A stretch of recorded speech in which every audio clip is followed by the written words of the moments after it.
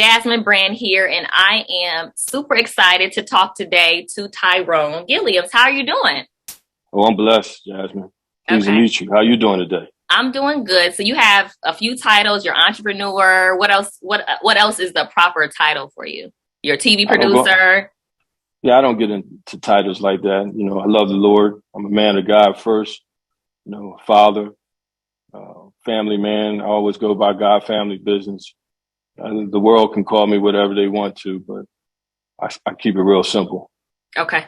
Well, I'm excited to talk to you because I feel like you kind of lay low, but your name has been in headlines for a while, especially on this new season of Real Housewives of Atlanta.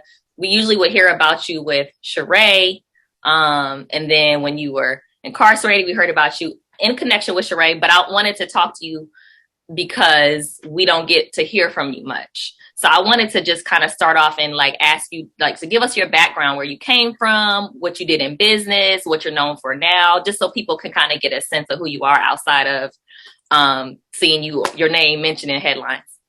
Right. Well, I'm a commodities trader by trade. Uh, Also ordained, serve the Lord, preach and teach the gospel in season and out of season. Um, but most importantly, I'm a man of God that loves my family. And an unfortunate circumstance took place, but God doesn't put more on you than you can bear. I went to prison, um, served the time, and happy to be home and just using the gifts and talents to help the masses, help my community. Um, right now, there's a sensitive area in our community, which is mental health. And I'm heavily involved with that. I have a therapist myself. You just can't go away and be away for 7 years and just all of a sudden think you're just going to come out and be okay. Right. So Jazz, I took it upon myself just to get help, Okay. because I'm sorry. You want No, to I say was going something? to ask you about therapy, but go ahead. You continue your thought. Yeah, it wasn't anything that someone told me to do. I just know that when you're incarcerated, as I was, down the line, you'll hear more about it in my book, and being in the hole, it impacts you. And we can always, whether incarcerated, in prison, or even just in the world, dealing with the highs and lows of life. Just like you go to the doctors to get treatment, to stay proactive about good health. The mental health is that much more important. My mom always says it's a thin line between sanity and insanity. So I took it upon myself to just go get mental health, and I'm grateful for what's been happening with it. How long have you been out? I've been out now a year, a little bit more than a year, but I wasn't free to move around until most recently, because I was on home confinement, which I want to explain to your listeners, because obviously I'm told that there was a big subject matter in regard to me and standing someone up, but obviously that wasn't the case, and Well, because let's I was get on into home that confinement. later. But I want to talk about that, and I want to talk about this book you mentioned. I know you were shooting a non-scripted show. I want to talk about that, but I want to talk about the situation with Sheree as well. But I do want to talk about your stint in prison. Was this your first? Because I don't think people understand. I'm curious about what the biggest challenge is when you get out, because people always talk about it's really hard to kind of get acclimated. I wanted to ask you about that, and then I want to ask you: was this your first time doing time? Yes. Okay. I mean, I had a small situation where I was protecting my sister, but in terms of doing time, this is my first time, um, and it was not to be expected. My company, TLG Global, it Mm-hmm. was TLG as the brand, and TL Gilliams. Um, I'm a trained commodities trader. I mean, graduate from the University of Pennsylvania, have an economics background, and was basically pretty much helping the urban community, employing a lot of those who are in the urban community during a time when there was a housing debacle, because that was primarily during a time where the housing market crashed, and That's when I got my you house. know, praise God. So we were thriving, and I went through a stint. I went to trial, uh, Fed said, they put me in the likes. I'll never forget the article. They said Bernie Madoff, Hannibal Lecter, and the hip hop trader. So they labeled me as something. But you know what, Jazz? I don't complain about it. It was a journey that God allowed me to go through. Right. And I'm grateful that I've been able to get through it.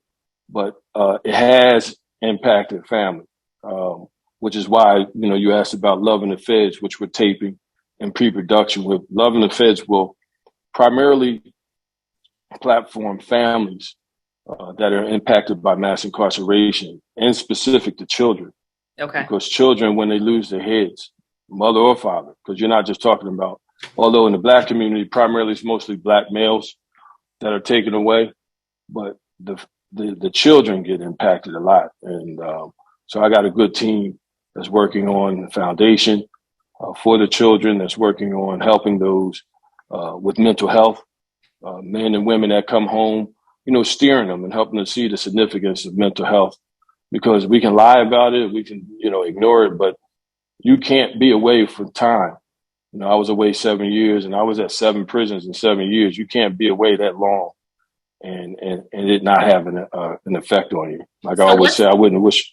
What's the, I'm sorry to interrupt you. I wanted to ask, what's the biggest like challenge? Is it like in terms of when you leave to when you're out? Is it, you know, you don't have anybody telling you what to do, or you can't get a job, or you're not used to so much free? Like, what's the biggest challenge in terms of getting acclimated when you get out? Well, it's really specific. It's not general. Okay. All of those subject matters that you mentioned are true. Some are more strikingly important than others. Like you may have those who are really struggling with getting employment. For me, it was just the acclimation. You know, even just learning the technology. You know, and really understanding how to, for example, before I was away, when we would do trades, it wasn't as technical as it is today, and pushing it in. You know, we were trained. I was trained from the old school way of just paper trading, which teaches your mind. A lot of people depend on the computer a lot, but teaches you to be very, very fast with numbers. But that's what it was for me. But it's across the board, Jazz. It's not one specific area. I really think that most importantly is just coming into getting rid of the routine of the 4 o'clock count. You know, being told what to do. One of my buddies was joking about.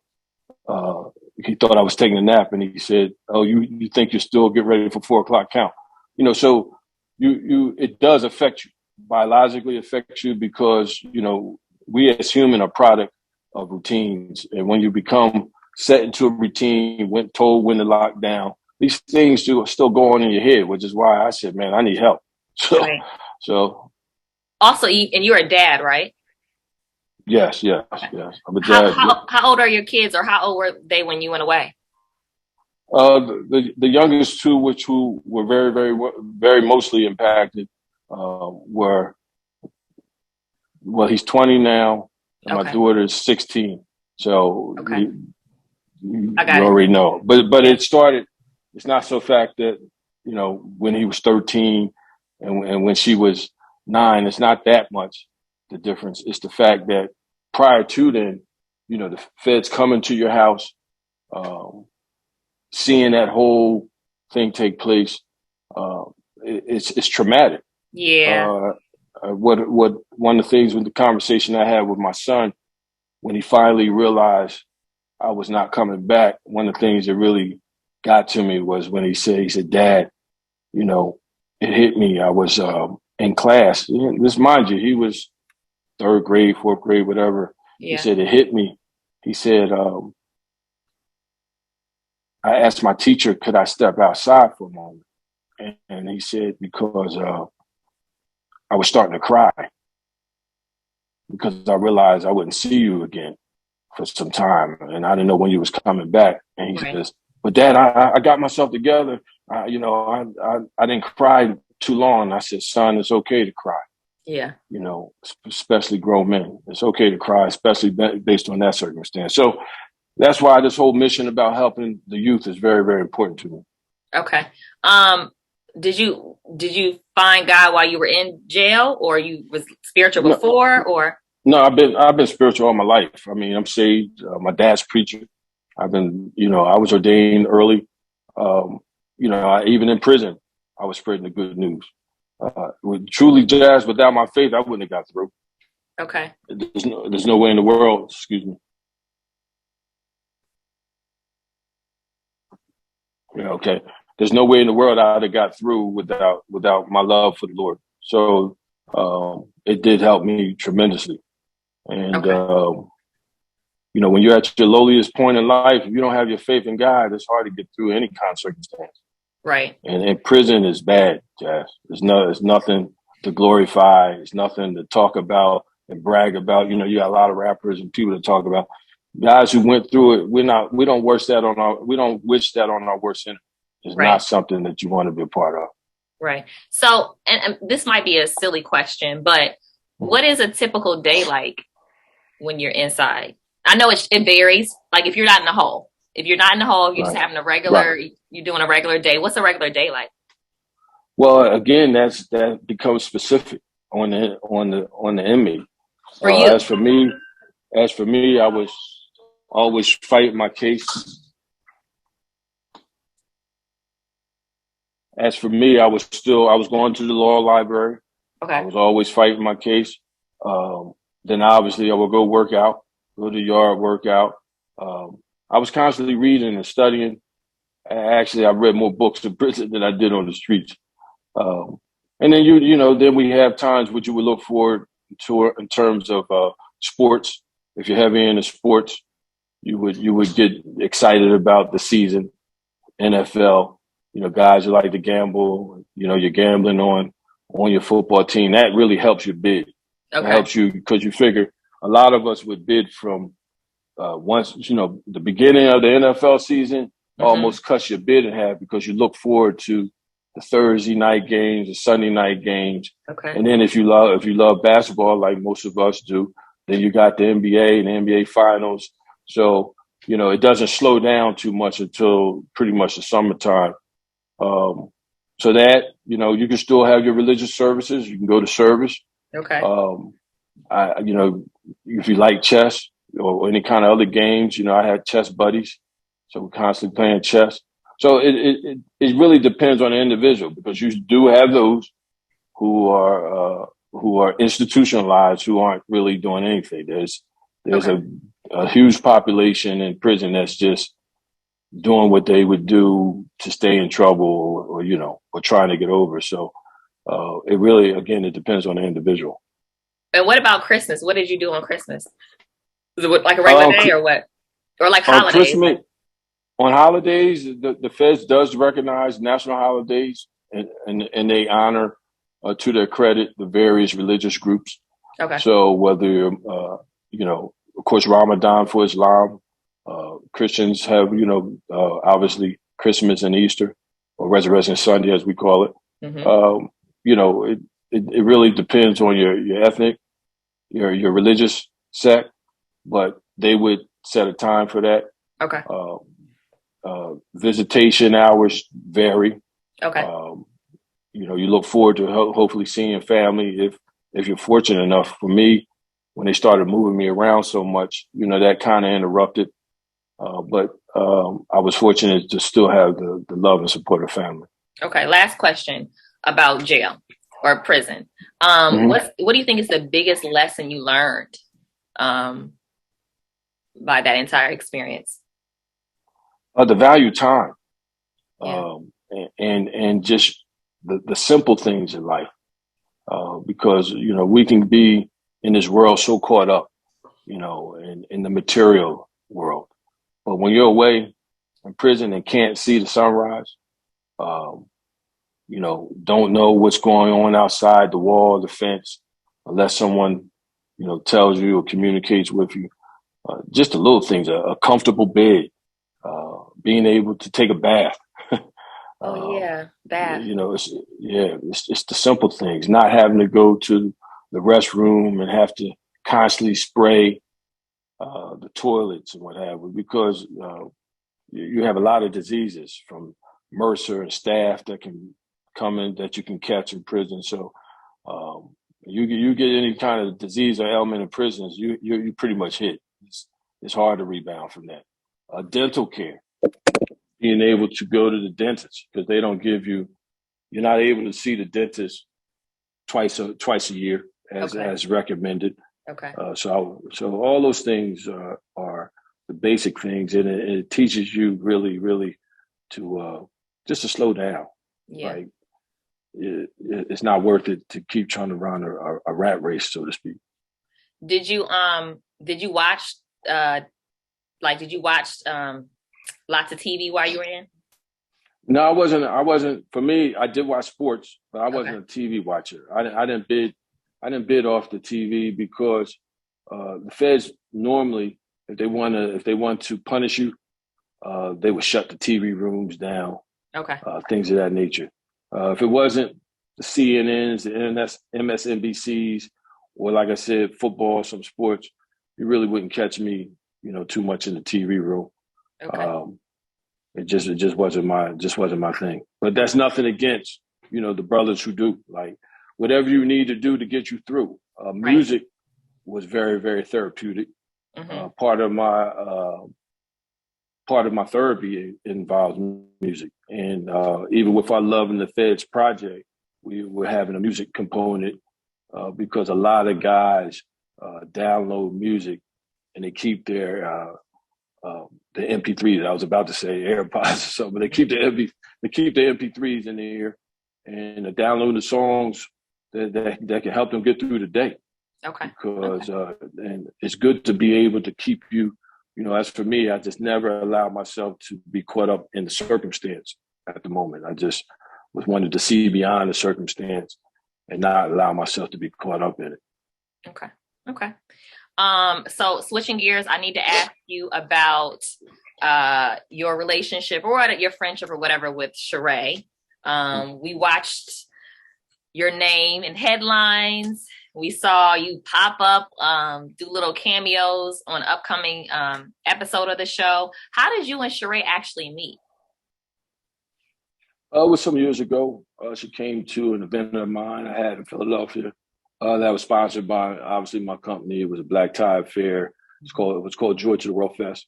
And the festival was set up to help feed families. We gave back to the community. We fed 5,000 people in the city. We used the YMCA's partnered with us. And so to culminate the weekend, we had a black tie affair. And we met towards the end of that. And it was nice. We had some nice dates.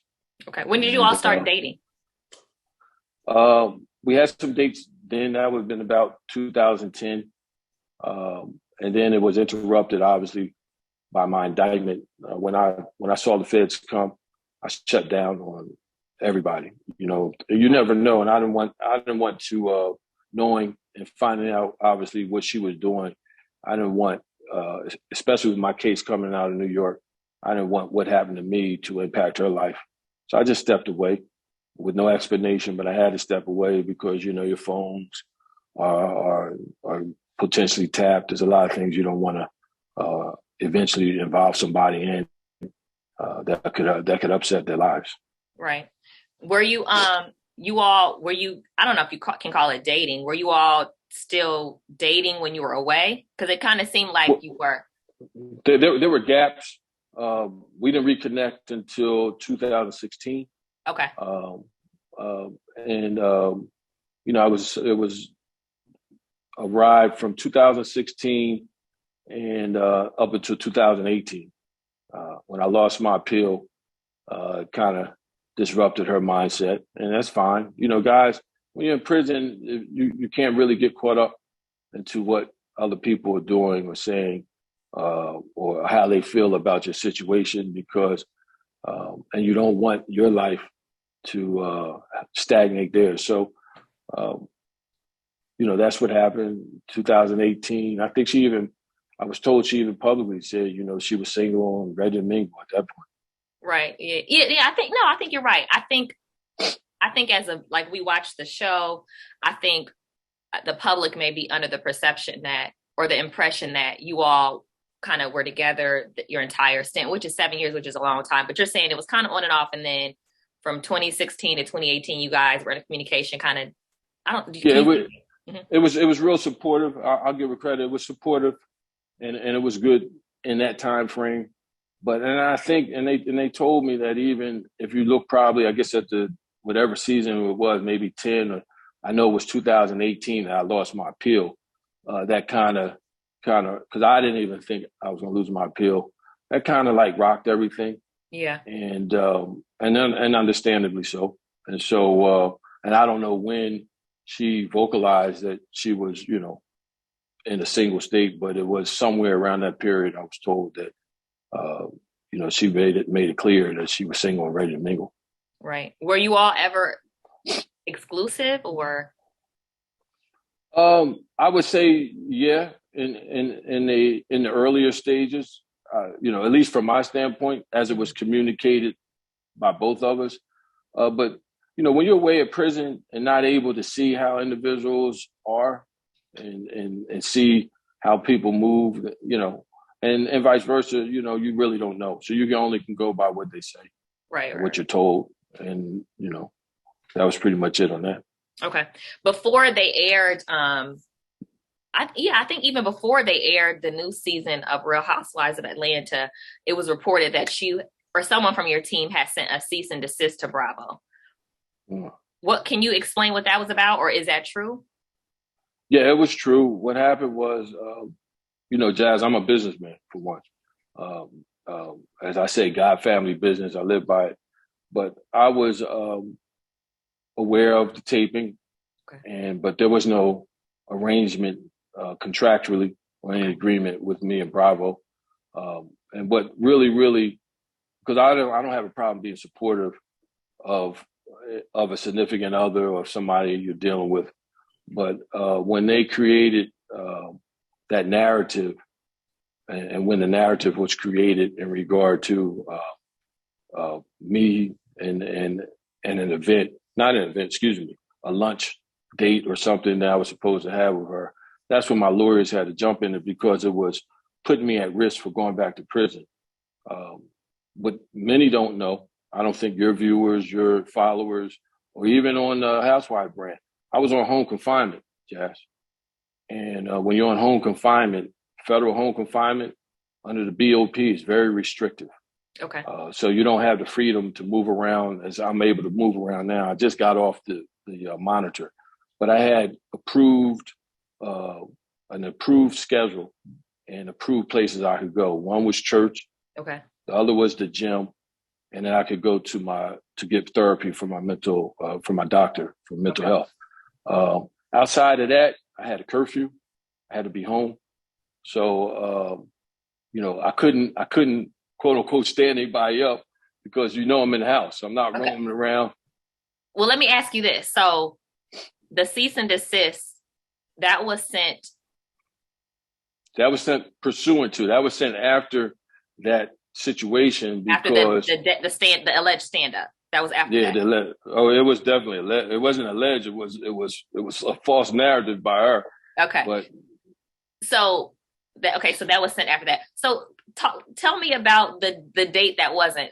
You didn't show up because one, I'm on home confinement. Okay. And I wasn't allowed. It was not an approved activity.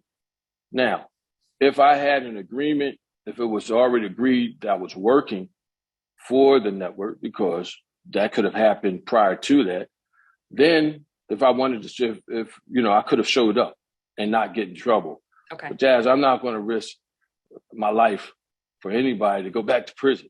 Right. So, I didn't stand her up. And more importantly, Jazz, you can't stand up somebody where they know where you are. I don't care if it's man, woman, no matter what your persuasion is, straight or gay. Yeah. If you're significant other or your partner, where they lay their heads. So in my case, you definitely knew where I was because I was on home confinement. So how, and I can't speak for every ethnic group, but sisters, they're going to know. They're like, well, if he ain't coming, let me go pull up. Let me go to his house. Let me go to where he is. We do pull up sometimes. We do. Yeah. But you at least know where I am. So, and I couldn't, even if you didn't know, I couldn't go anywhere. I had a curfew and I was on home confinement. So I can't stand you up. You know where I am. The problem was I didn't have an agreement to participate in that activity. And more importantly, I wasn't going to put myself at risk for going back to prison. Okay. So why did it appears that she was not aware of this, because I'm just telling you as a viewer, I'm just telling you as a viewer, right. We sit and we watch her. It appears that she's calling you. You're not picking up. So did she not know that you weren't? Why was she under the impression that you were going to come on the date? She wasn't under the impression. She knew that I couldn't come. Okay. We were communicating. I got a call in the wee hours of the morning about I'm coming to Philly, but not saying I'm coming to Philly to tape. Come to Philly to visit me and come to Philly to sit outside on the streets to tape.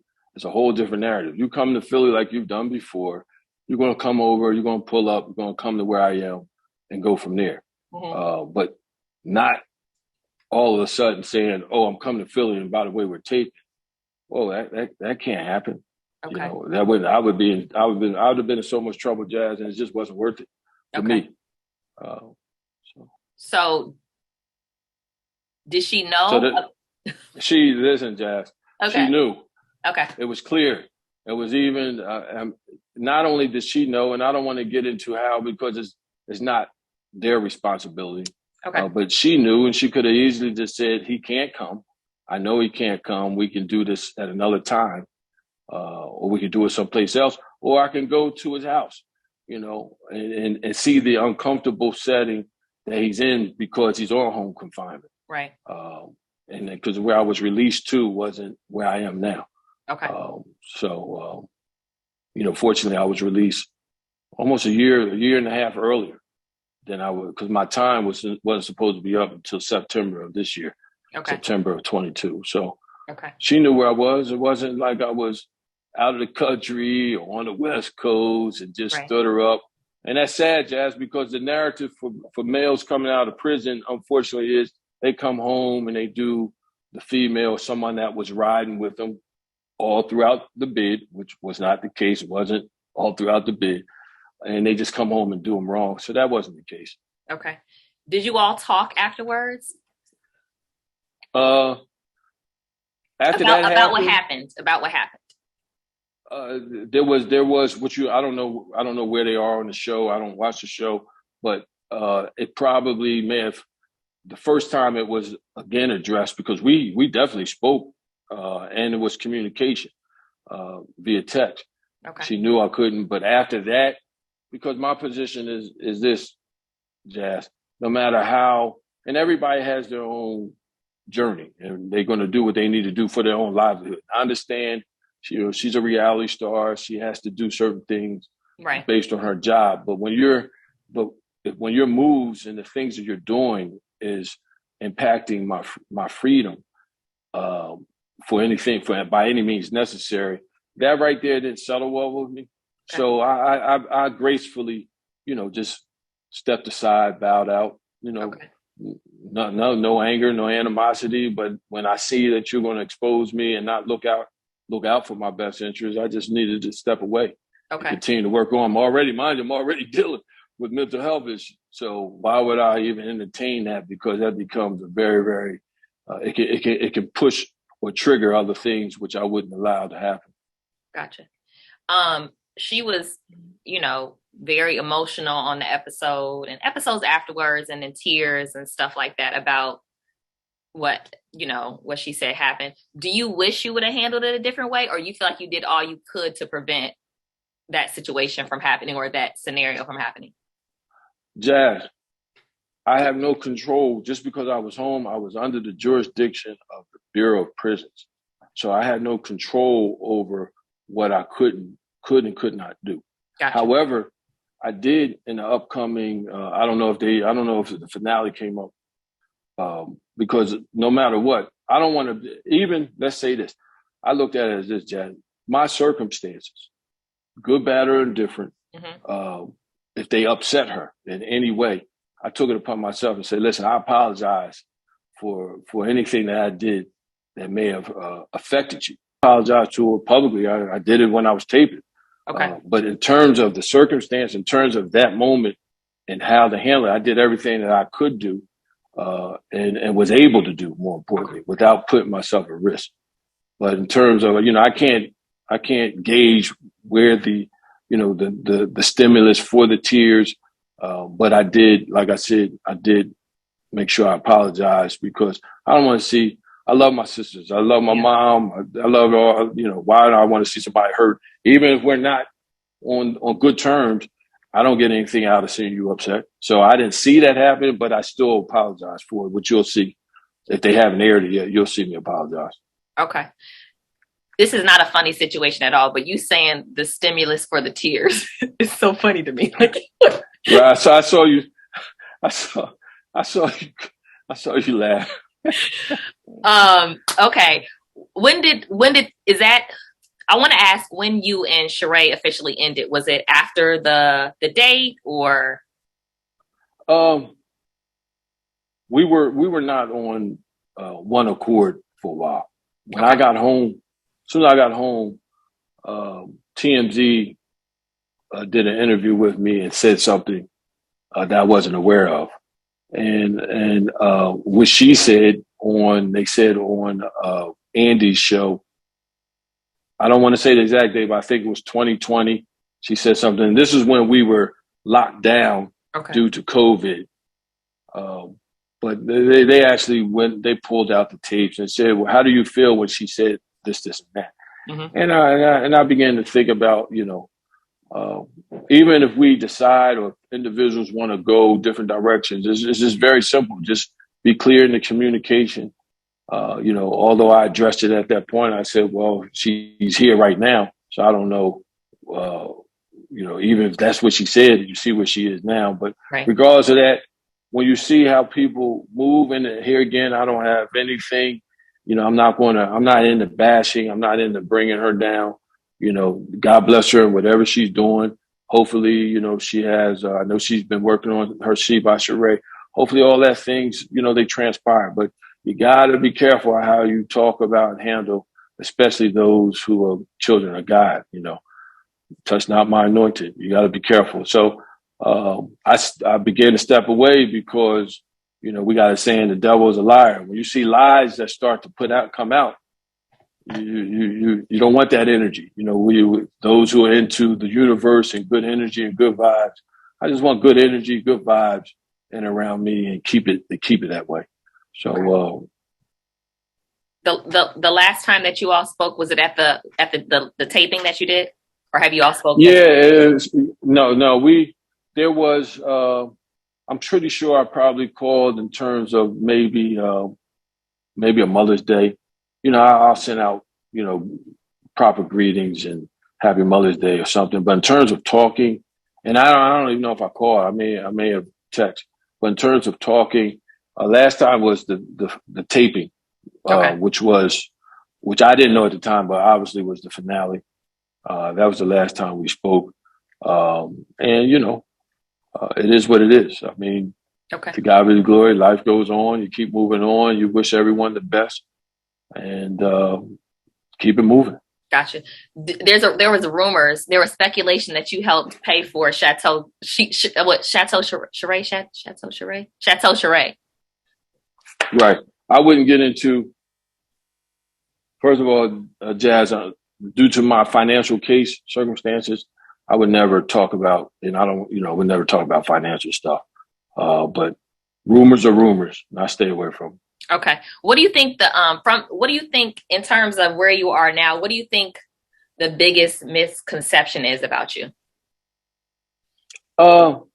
Jazz, it really, I'm not triggered that way. I don't really care about what people think. When you go to trial against the United States of America, when they say United States of America versus Tyrone Gilliams, and when the government will defame you and bring you down and talk about you in any old kind of way to destroy you.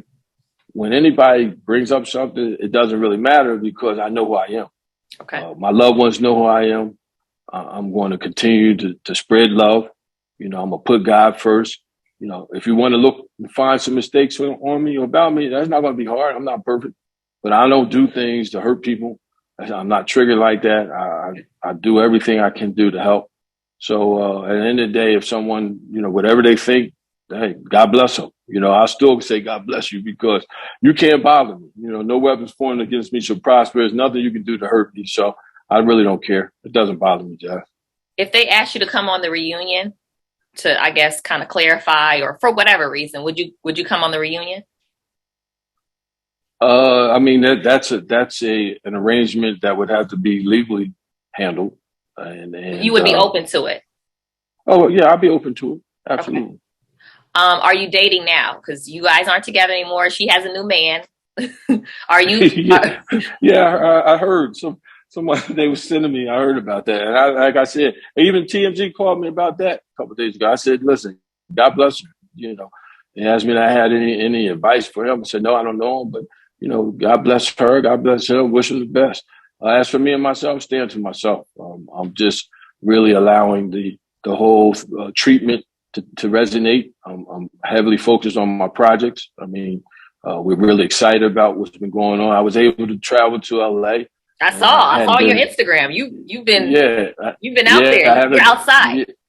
Yeah, I'm outside now. Outside. And Jazz, it was an amazing feeling. I mean, to be on the West Coast, I was out there doing the BT Awards, and I was there for a while to see the palm trees and the hills out there, you know, and shoot down to Vegas and come back home. And I actually went to New York for the first time in a while. I was at the Dunbar House with some buddies.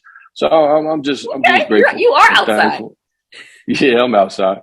Okay, so let's talk about your new projects. You mentioned the foundation that you're working on. Can you tell me about this non-scripted show that you're working on? Yeah, it again is called Love and the Feds.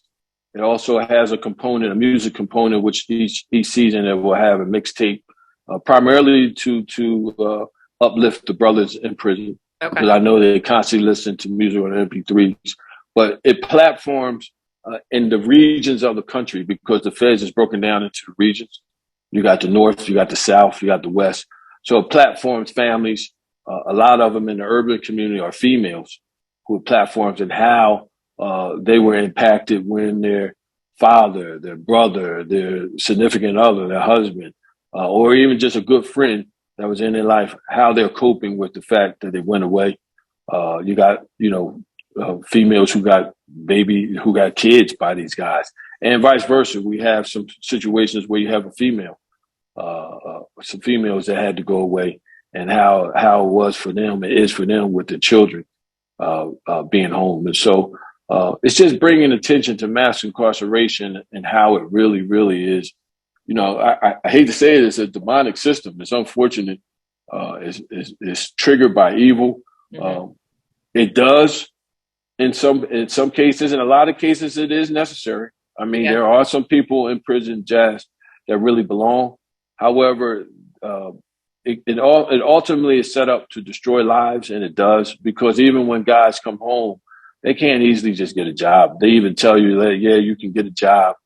There's some entities, there's some companies that will hire you, but that isn't the case, and people frown upon it. You know, fortunately, with how my life was lived and driven, I didn't have to depend on, others and companies to take care of me or getting a job in that regard. But it's so we're grateful, and the foundation that my team is working on, and the ones that they're teaming up, because it's a process in terms of putting your foundation together. Yeah. You'll be the first to know when the foundation is ready to go. Okay. And my book, I'm really excited about it because, in short, Jazz, it tells people no matter how low and how bad it gets in life, that you can overcome and get beyond your circumstances. Like if you just keep the faith and don't allow yourself to get caught up in the moment. Some people say, treasure the moment, but sometimes bad moments you don't want to remind yourself of. So think about good things. This show, is it going to be on like a streaming platform? Like, how are we going to be able to watch the show? Yes, I can't disclose who. Okay. But it is a major streaming platform. Okay. And we're excited about the direction it's going to go. Okay. Is there anything else you want to talk about that we didn't get a chance to talk about? I have some more questions. I have some general life questions and then we'll be done. But go ahead. What are you going to say? Okay. I mean, I'm just grateful, Jazz. I mean, to be out, even to have this is my first real full post ankle monitoring, post being able to be free and run around, to be able to sit and talk to you. You know, I'm in the comforts of my house. I'm just chilling. Got a nice kitchen back there. Yeah. Well, I like to cook. I like to eat. And, you know, I came up around, you know, my grandmom who taught me how to cook, and, you know, God bless her. She was from Macon, Georgia. So although she moved and migrated to the north in Philadelphia and then Camden, New Jersey, I'm still excited about, you know, being able to move around and go out and eat and test good foods. There's a lot of different restaurants. Even where are you at, Jazz? I don't know. Right now I'm in DC. I just had a baby, so I moved back to DC. I lived God in LA bless you. for like, congratulations. Thank you. I lived in LA like 10 years. Okay. But I spent most of my adult life in DC, but I was born and raised in Omaha, Nebraska. I got a lot of okay. I got a lot of family. My most of her siblings are in DC. As a matter of fact, I haven't been able to go back since I've been home. But as a kid, I remember I had an aunt that lived across from, I think this is Southwest, you would know, across from the hospital. They call it the Crazy Hospital. I know you're talking about, yeah. I think that might be closed now. Oh, it is? It might be. That's how long it was. Is it in Southwest? Yeah, I'm pretty sure it was. Yeah, I think I know what you're talking about. I think that might be closed now. Yeah, I love DC. DC got good DMV is nice. Yeah. Oh, they do. Yeah, they do. Yeah. They do. Okay, so I had some general questions. Not really long responses. So just, you know, whatever you think of, just let me know, okay? Sure. Okay. What keeps you up at night? My mind is constantly turning and searching for information and trying to constantly learn and grab knowledge. Like I've always been like that, even in school. Most people who know me know I don't sleep much because I'm up studying, not because I can't sleep. I sleep good when I do sleep, but I used to get ahead when I was at Penn studying like from like maybe 1 o'clock to 5 o'clock in the morning. So it's quiet. You don't hear all the noise, and that became a part of my just natural fibers. So that keeps me up, reading and studying. Okay. What's one vice you wish you could give up? One vice I could give up? Well, I could say I did give it up. And that vice was coming up and being labeled as a player, being labeled as a man that would just want to just manipulate and take just do whatever to women, because our society, the urban community, can sometimes mislabel black males. And as a young boy, you're going to start to think that, oh, this is cool. So I'm glad I was able to give up the vice of being that. And I would rather just be to myself than to manipulate and be around a bunch of women. It's not healthy. It's not a good message. And it's not the man I want to be. Okay. What's the best compliment you've ever received? The best compliment I've ever received, I don't want to say ever, but I can tell you a most recent compliment I received. And I'll just call him by his nickname. He'll know who I'm talking about. His name. I was out in LA. I nicknamed him Clutch. But he thanked me, and it kind of teared me up because I was integral in helping to raise him. Biologically, he's not my son, but I was integral in helping to raise him. And, he said, Mr. Tyrone, man, I never told you, but I want to thank you for what you did for me. Helping him through school, teaching him how to tie a tie, that kind of thing. And, you never know what you do that can help somebody, or that you're doing. When you're doing it from the heart, you're not looking for anything, but just to hear someone say thank you and to know it came from the heart is a big compliment. Okay. What's your biggest professional regret? My biggest professional regret was allowing, because I was on such a pro-Black movement. When I had T.L. Gilliams up as my commodities firm, I allowed myself to bring. I was normally represented by law firms, like big firms, instead of just independent lawyer. I allowed one of the lawyers at the firm who was black, who ended up becoming my co-defendant, to come in-house and be my in-house lawyer. Jazz, if I didn't let that happen, I wouldn't have gone away. That really is what opened the door for me to go away. Okay. What's one thing? Major regret. Yeah, I can understand that. What's one thing you've always wanted to try, but you've been too scared to? I'm not daredevilish, but because I wouldn't do any bungee jumping or things of that nature. But I can say riding bikes. Okay.